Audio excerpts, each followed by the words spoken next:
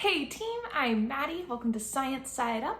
Today is episode 2 of Gaming Grad School, learning how to learn.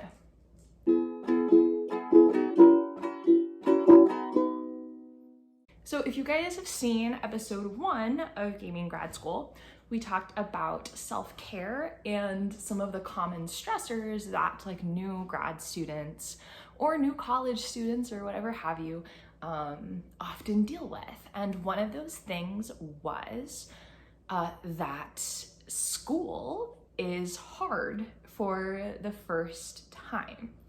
So having good study skills, knowing how you learn best, is a skill, right? And what's interesting is, just from my own personal experience, I have noticed that there's a lot of really smart people or people for whom school's always been easy, that they never had to develop these skills, and they're sort of just progressing through their academic career and they hit a point where school's hard. Everybody has that point. But for a lot of people, they don't hit that until grad school. And so here you are in your early mid-20s or whatever have you, and you're like, I apparently don't know how to study for a test. And that can be really stressful. So let's talk about how people learn, and what are some practical things that you can do to learn better or more efficiently. Cue dogs getting a drink of water. I can almost film in my studio again. Almost.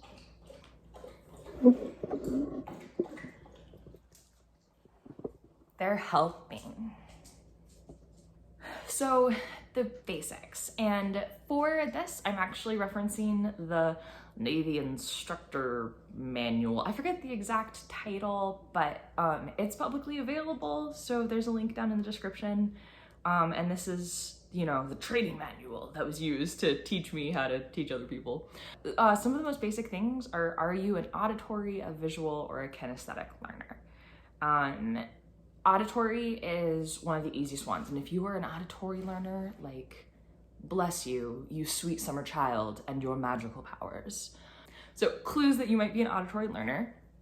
One, if you're in a lecture and you can just sort of listen and absorb and understand what's going on, right? Or something a little more practical. Let's say someone's giving you direction to their house. I mean, I know we all use Google Maps, but bear with me. If someone's giving you driving directions and they can just kind of say, oh, hey, yeah, you're gonna go north on this road and then make a left, 2 miles later, make a right, go to the second stop sign, turn left, and it's the second entrance on your left. Right? I don't even remember what I just said, but if you remember all those steps, right, you might be an auditory learner. And so for you, taking hand notes in class might not be the best way for you to remember things. You might need to just listen and be engaged. You might try to get permission to record audio instead of taking notes. And to listen back to things. When you're studying, things that can be helpful would be talking something out, a group discussion, because you want to sort of say things out loud or hear things said back to you. And so those are some kind of just practical things that you as an auditory learner that might be helpful to you. The second is a visual learner. So a visual learner in my driving directions scenario would want a map, right? They'd want a physical map drawn out that they can look at, and then they've got it. My dog is pushing the camera. Visual learners. Okay, so you learn best when you have a picture or a graph, something like that. For you, if you're taking notes, color coding your notes can be really helpful to give yourself visual clues to help you see what's going on. or drawing a picture. I remember I had a student back when I was in the Navy, and she was the most visual learner I've ever met in my entire life. And she's also a really talented artist.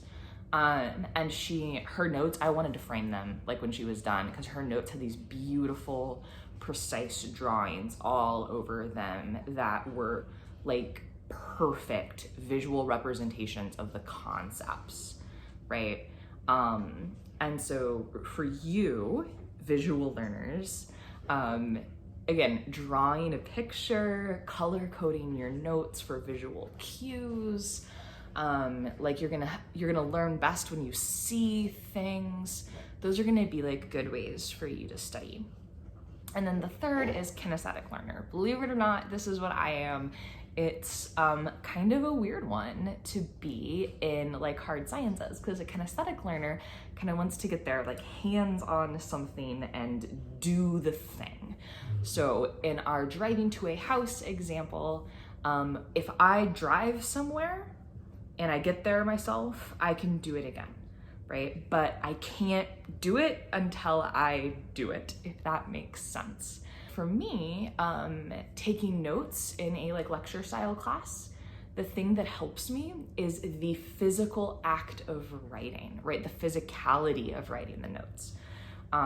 So when I'm studying for a test, I usually will like make a little crib sheet. So like recopy like important concepts from the notes onto like one piece of paper. Even if I'm not allowed to use that paper in the test, the act of writing it helps me remember. I also will do things like I will pace my office and look like kind of a crazy person to my office mates, but it's okay, they're getting used to me.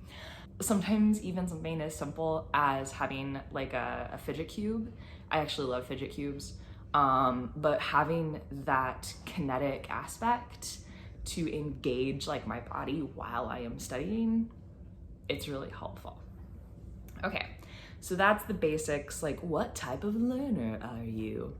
So most of this advice is targeted to people who are doing like math heavy fields, because my experience is in the hard sciences. That's what I've done my whole adult life. So it might not be a direct one-to-one translation if you're, say, working on your PhD in history or something like that. But hopefully the advice is general enough to be helpful. And this is the thing that I have said to many a student in the Navy and many a new grad student who's sort of freaking out before their first big test, is that, well, you don't study for the test, you learn the material. Okay, so how do you do that? A couple little tips and tricks. One of the things I do is I actively try to come up with questions. I use a few methods for this. One is I am usually trying to relate what we're learning to what I already know. The actual word for that is called scaffolding.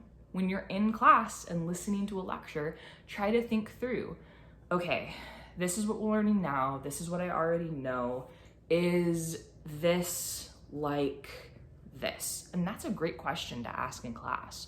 So asking questions in class is a great way to be an active learner, right? It keeps you engaged.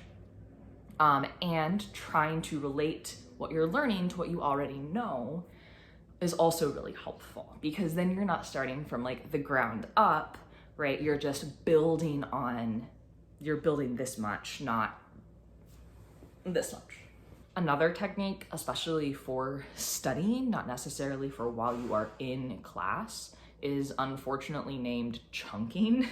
But the idea is that it can feel really overwhelming to be like, okay, I need to know all of vector calculus. That can be really overwhelming and intimidating to try to tackle the whole thing. So you break it up into bite-sized pieces, right? And take breaks. Also figure out like how long can you pay attention to one thing efficiently before you need to like step away from it, For me, I can do one thing for maybe 2 hours before I need a break. An example from my like fundamentals of atmospheric science class, instead of trying to study all of quasi-geostrophic theory, which is hours of work, I'm gonna spend, 20 to 50 minutes. Okay, I'm gonna really dig into and understand geostrophic wind, and I'm gonna spend 20 minutes learning the one thing, right? Sorry, if you're not in atmospheric science, none of those words I just said will make sense, but hopefully the general idea gets across, right? And that's even an important skill when you're attacking a single problem. Sometimes a problem, can take 3 hours to do. And so it's worth it to take the time in the beginning to think about, okay, this is the information given, this is where I'm trying to go. I need to use this equation or this idea to get from here to here, and then I'm gonna use this idea to get from here to here, and then I'll use this idea to get from here to the final solution, right? Kind of write yourself out a roadmap so that you know what you're doing and you've broken the problem down into manageable, bite-sized pieces instead of trying to do the whole thing all at once. Believe it or not, the best way to remember things is to teach it to someone else. So maybe you have a study group, right? And or a friend who is in the same field as you.